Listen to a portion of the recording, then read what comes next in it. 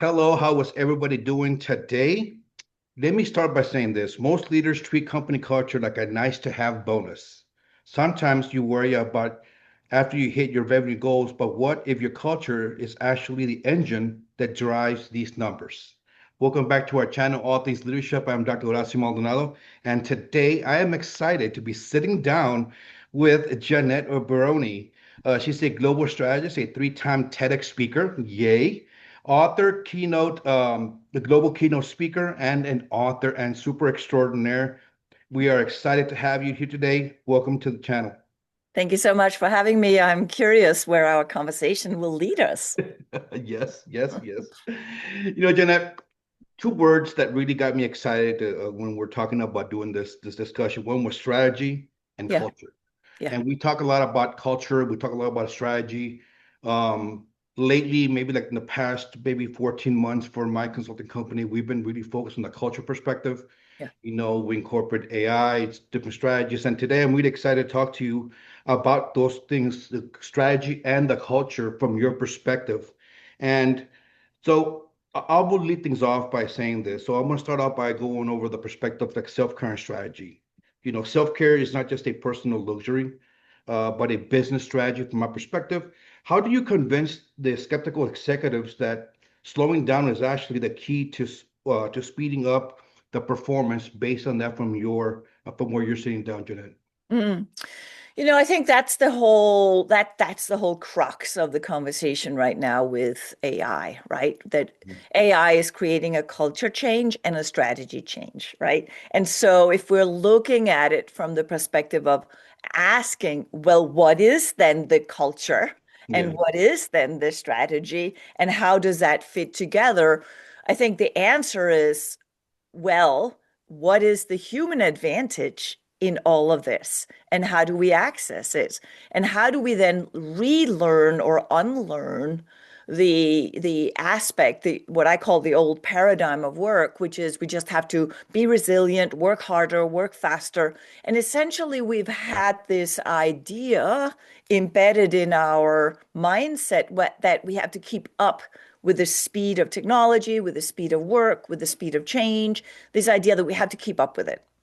And so we've been very conditioned to that, which I call the survival mode mindset, which really stems back from, always being in fear of not doing enough fast enough. And right now we're at a crossroad where we're saying, well, that isn't going to be the competitive advantage in the future of work because AI will outspeed all of us. Yes.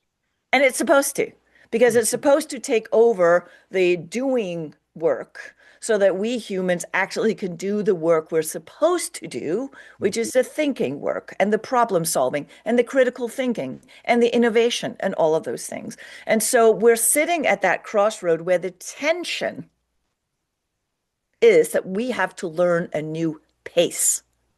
We have to recalibrate. We have to look at a different rhythm of how we work and solve problems. And so when we talk about it that way, pausing becomes a crucial power tool for precision, for presence, and for doing our best under pressure. And so if we reframe pausing not from we need to take more breaks so that we can, feel better. Yes, we do too. We do need to take more breaks. But if we look at power pausing as a really key tool for actually using our mind with care, actually make wiser and better decisions, then I think the argument argues itself. Does that make sense? Oh yeah, definitely. And you mentioned the human advantage. I think AI is everybody's so critical about like, oh my God, I need to do this because now AI shift me to do this. Yeah. Um, I think a lot of people's mindset, and you just touched on it right now, the whole survival mindset. People are so afraid that I need to catch up with this because it's going to either replace me, do my job better, but it actually doesn't. For me, from my experience and from what I've been for the research for the past 5 years, it's not replacing anything. It's making things more effective. You can just change your mindset to Yeah. say, hey, this is not going to replace me because it cannot take away that human advantage, that interaction, that instinct, that critical thinking, that human factor. Yes. I'm an adjunct faculty with the university here in Texas, and I'm doing a presentation 2 weeks about the transition of AI into today's Yeah. workforce for Yeah. academics. And I think a lot of people are scared, Jeanette. I think a lot of people feel like, oh my God, what do I need to do? Do I need to get more invested in some courses? So I Yeah. always tell everybody, just understand that this change is happening, it's Yeah. transitioning. Yeah. Adaptation with change is, I think, from my perspective, from my dealings with a lot of my clients, they're worried that, well, that you don't need me then. And that's Yeah. I think that's such a Yeah. bad Yeah. mindset to be in. Yeah. Um, Yeah. but understand that it's not going to be that, use it for your advantage, not Yeah. as to hinder you, you know? Right. And I think that's also where we need to evolve the conversation, right? You asked me about culture and strategy. And if we have an AI strategy, which is about technology and transformation, most companies that I see have this conversation is having it separate from the culture conversation. And we Mhm. need to have it together with the Yeah. culture conversation because it will impact the culture. And if the culture, meaning the humans that are doing the work, don't also, if they're not part of this transformation, because all change is human change. We can't just change the technology and expect humans to what, not change? They Yeah. will. And if they will, if they have to change according to technology, we're actually missing out, right? We're scaling the wrong system then. Yeah. Because AI is supposed to scale the human system. Yeah. Exactly. Such a, That's the thing that we that's have it to right there. remember. And I like how you said that because we have to be able to evolve together, not just Yeah, one. I yeah, know. Culture, once culture gets, I like to use the word unbalanced. When culture gets unbalanced, it's very difficult because the perspectives change, the perception, the approach, the mindset changes, and you have to be, I guess, work harder. I spent some time with some of my clients and talk about culture, and they're like, well, nobody likes to do it. That's just mindset, to be honest with right. you. Yeah, And I have to be yeah, very realistic with everyone. yeah, But if we really want to be productive, having the right mindset is going to be very important. And I yeah, appreciate you saying that because it does. It's all about evolving, Jeanette. yeah, I like the word evolving because yeah, it's all about evolving yeah, together. yeah, yeah. It really is. Yeah, definitely. Um, Shifting over gears onto the human workplace perspective, we talk a lot about engagement, but you focus on humanity. What is the biggest mistake leaders make when trying to build a resilient culture, and how can they fix it without adding more perks to them? Mm. I love this one. That's again another crossroad, right? Where we're looking at this as, we've talked about the well-being culture for a long time, and I did as well, but I tried to reframe it as human relationships. I kept saying HR is human relationships, not human resources I only, like right? that.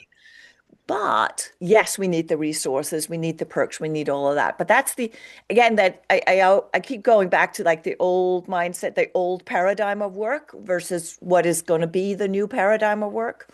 And the old paradigm of work saying we just have to be more resilient so we can keep going through it, which is why we have so much burnout, which is one of the reasons why I burned out, right? I thought I was so resilient because I am. I'm extremely resilient Hmm. and can bounce back and keep going and all this kind of stuff. And also partly because what drives us as human beings for a short period of time is fear. But sustainable motivation is based on what we care about. So if we're Hmm. care driven and purpose driven, we can be extremely resilient. However, if we keep thinking of resilience as pushing through, and just make it happen, we're missing again the point, Hmm. which I think is that humans are extremely resilient because they're agile, Yeah. because they have complex intelligence that can solve problems. We Hmm. have the ability for critical thinking. That's what makes us resilient because Mhm. it helps us keep finding a way forward, not just pushing harder against the same problem. And I think we need to reframe the resilience where, we used to think of it as the tanker with all the containers on top, and it just Mhm. keeps going, and it's big and it's Yeah. strong, and it carries a big load, and we know it's slow to turn.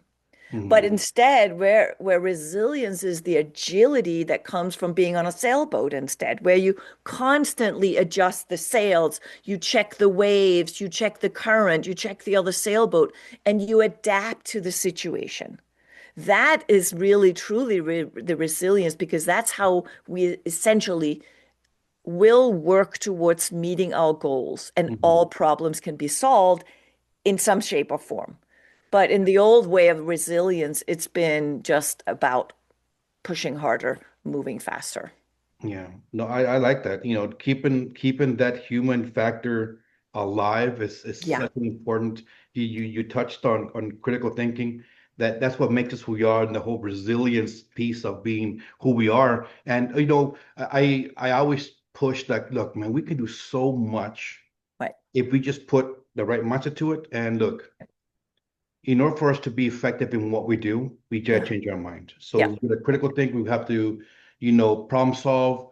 I always use the analogies like, look, a computer can tell you what to do, yeah, but the computer gonna tell you how to feel about it. What's right. gonna be the emotional stuff? What's gonna be the anxiety? What's gonna be that mental maybe breakdown, that burnout? Yesterday I had a conversation with a school official about that burnout. That computer does not care if you're having a bad day. It doesn't care if you do not know what you're doing. It's that human factor. And I really like how you said that, shave that paradigm of work. Um, do you think that it's difficult or for executives or leadership to adjust to that resilience? I think it is because that is, you know, it's interesting, right? Because I was actually just writing an article about it this morning that I haven't finished yet, but it will be published eventually. And it was about how in changing times, leadership is also constantly changing and evolving. And I think one of the things we have to remember is that all innovation has been human driven, Hmm. right? It's because some human said, we need a better way to solve this problem. Yeah. And essentially, we are professional problem solvers. We are creative and innovative by design. Hmm. But if we don't create the conditions and design the conditions that allow us to be in that sort of play, discovery, curiosity, that mode, we're just going to function like the machines and do what we know. Hmm. Because, Exactly. right, that's what you were also saying. Like the machine Yeah. or the AI will do what it knows. And if you've really worked with AI for a period of time, you will see how it just goes in circles and loops and uses the same information over and over. There's actually no new thinking. There might be a new word that pops up here and there, and you're like, ooh, sounds interesting. But you're the one that says, huh, sounds interesting. What can I do with that? Exactly. And then you can take it further, right? Yeah. And so, and you talk about the emotional aspect, and that's another funny thing I think is that, you know, we have been in awe of AI for so long because of its ability to mimic human emotion. Hmm. And I was like, guys, we already got this covered. We, Yeah. we, we already got the emotions down. We already know what that means to have emotions. So that is our human advantage. But I think what the challenge is we've been taught for so long that it's not allowed in our organizations. We can't be emotional. And I always remind people that we're looking at it from the perspective of being emotional, which is a behavior that happens when we have Mhm. not understood, taken responsibility for, and integrated our emotions as information. Yeah. So, for example, you've been in the Navy, right? I've worked with many people that have come up to me afterwards and said, in my audiences, that said, listen, I used to be special forces. I used to be a SEAL. I used to be this. We had to power pause. I never thought of using it in my corporate work. Yeah. But you have to check in. Are there any emotions that are directing me towards danger that I should pay attention to? And is there something else that has a human aspect that I also need to integrate and be aware of? Like we actually have had the conditions for a very long time where we've been asked to have a dual mindset, one Mm, that's very focused, but also 360. We yeah. just haven't been using it because we've been so siloed in the way we create work. And Mm, now we're being asked to shift that into a completely different way mm, of work. And that's where I think leaders are challenged because they have to switch that over, yeah. not only for themselves, but they also have direct that for their people. Yeah. And I think that's one of the reasons why people like us come in, right? Where we Mm, can help with that kind of rethinking and new skills mm, training or discovery or evolvement, evolving the skills. But I think one thing I keep coming back to is we have to remember what it needs to be human mm, so that we can rediscover the mm. power that we actually have innately inside of us that we've suppressed for so long. Yeah. No, I'm with you. We've always had it on us. I think sometimes we're just scared. I use the word fear a lot, with my leaders. I always tell them, I know they're scary and I get it. I understand that. Yeah, But we have to be able to make that critical decision, but that maybe that difficult call, like, okay, I need to put myself in check. I need to ensure that I regulate my emotions yeah, because the more emotional I am, the more rational I shall be. So we right, have to be, when you're emotional, you're not rational, and then you make, rational decisions. So, right, and I agree that a lot of things that we can do that we should be moving forward yeah. is it has to be that human factor because we need it. It's not going to go away. We can have I'm gonna go away. 18,000 AI platforms, but you Right, still need that AI. I right. spoke recently with a gentleman about taking risks, and he goes, "Isn't AI a risk?" And I Mm, said, and I had this long pause, and I did for a reason, right? Because this guy right, was like, "It's a risk. That's it. I'm 100% invested on it." And right, I said, "It's not a risk because that computer is taking absolutely zero risk in mind. right, You, as a risk compliance manager, right. Yeah, you'd be like, okay, well, let me think about that. Something's not right. Should I check this? yeah, What's the risk here? What can I do here? If this happens, he's like, oh, man. And so that, he goes, don't put all those eggs in the basket when it comes yeah, to that, right? yeah, That human, you still need that human aspect. You still need yeah, that human acknowledgement that, or like, the hairs in the back of your head, and like, okay, maybe I should stop. So it's good. yeah, I yeah, appreciate yeah, with that, yeah. Jeanette. So, talking a little bit about or shifting over to the leadership transformation piece. In your experience advising global leaders, what is the single hardest mindset shift a leader has to make to move from managing people to actually unlocking their potential? Mm. Trust is the key word there, right? It is trusting that people can and will and care, that they care enough to look for what is the best answer right now? How do we best solve this problem and so on and so forth. But if you don't trust your people to care, there's a good chance that part of it is because of the culture you've been building, right? Because if you are managing and controlling people, there is an underlying message there that says, I don't trust that you care the way I Mhm, care. And so why don't we then talk about what is it to care about the work we're doing? And mhm, and so I call it a care-driven leadership mindset, but it's not about cuddling people and doing all this sort of care like as an action. Care is attention. Care is how we pay attention to something and what we pay attention to. What do we care about? Why does it matter? What's the impact it has, both on nature, on humanity, on the people in the organization, on our clients, on everything, right? If we truly care, we have a complex mindset. And I think the word we used to use when I was in more of a health care driven world, it was holistic. But if we can think of it as maybe regenerative, that we don't just extort our resources and so on and so forth. mhm, But going back to what the mindset is that we have been taught that we have to tell people what to do, that we have to manage them because if not, they won't do it, that people are lazy. We've been taught a lot of biases about people, mhm, right? But again, if you have a team that works together, that trusts each other, that means everyone cares and everyone shows up. Mhm. But the team will take care of that. The team will take care of the person who is not showing up to full accountability. Yeah. So I grew up as a competitive gymnast. And if you are in competition and you only think about yourself, you are not part of the team in a way that makes the team thrive. Mhm. And you have to be. You don't win alone. Nobody wins alone. There's always people behind the winner, right? And that's a team effort.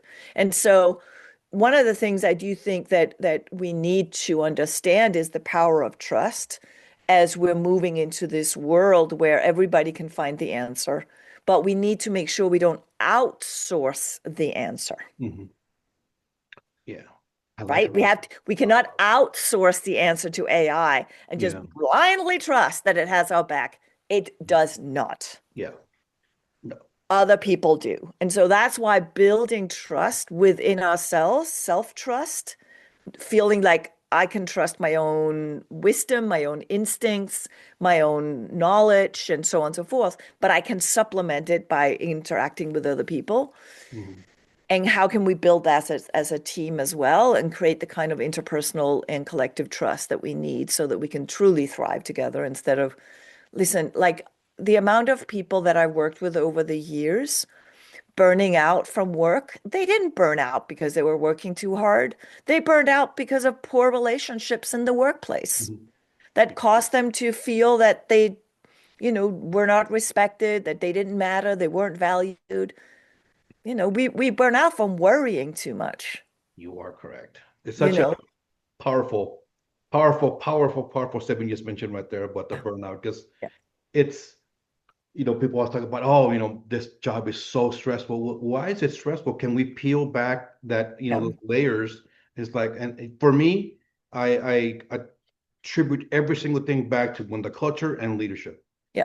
Yeah. Okay, if your team, if you're, when I teach high performance teams, I tell everybody, if everybody is not trusting each other Yeah.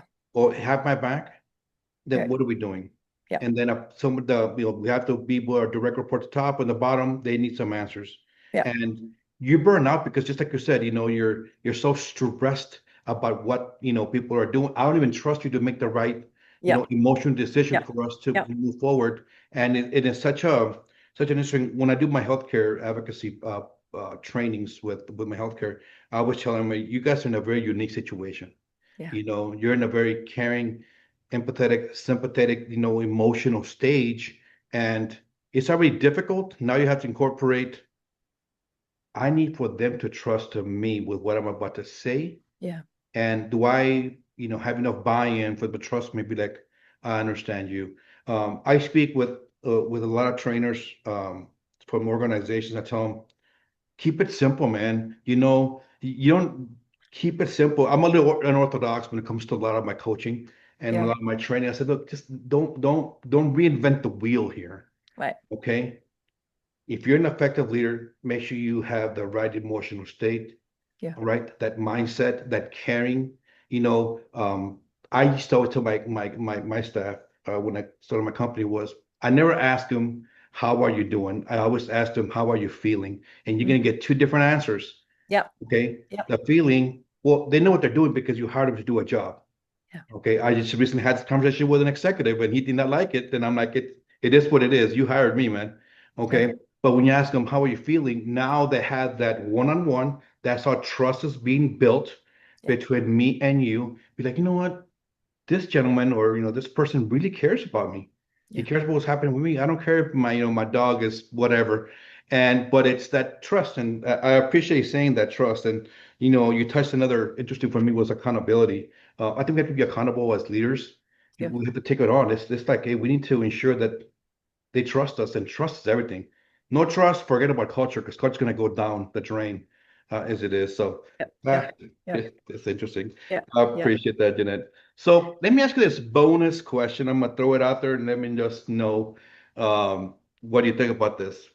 If every leader watching this interview were to make one small practical change tomorrow, to start treating culture as a true competitive strategy, what would you want one change to be, and why would it be? What's one recommendation you have or a gem To pause and ask more questions.